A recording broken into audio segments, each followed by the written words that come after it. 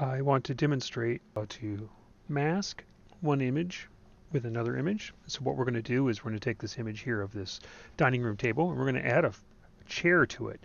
So I'm just going to pretend here that this chair was added and that these other chairs weren't there. But I'm going to show you how to mask this chair into the other image.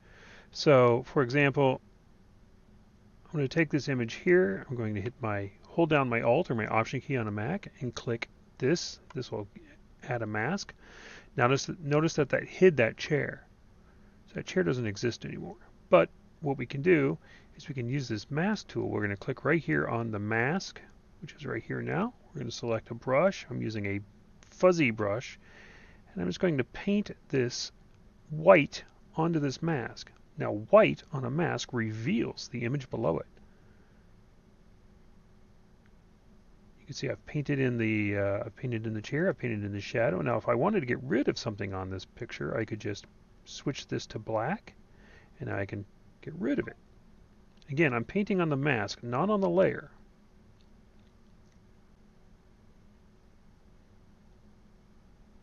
Hopefully this will help you learn how to mask and put things into images and remove them. Now again, this image was shot, say, on a tripod, so it isn't a moving image. There's no altering that we would have to do. But we could say, for example, let's try this now, that this image was shot just a little off center. And so you can see these two images here don't match anymore. So what I might do in this case is I might actually mask the chair in first, and I would do that again, painting white on the image, masking in the chair, grab some of the shadow here, and then I'm going to use the distort or the transform distort tool here to distort this into place.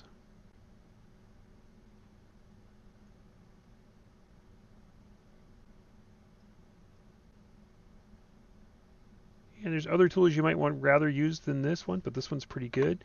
Now you can see we've got some of the legs here. So what we're going to do is we're going to paint black onto the mask, and that'll hide these extra pieces that we don't want to show, and reveal the stuff below. You could be careful not to paint out our existing chair here.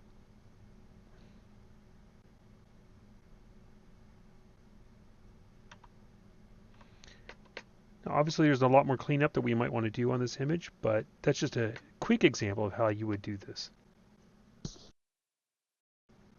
I want to demonstrate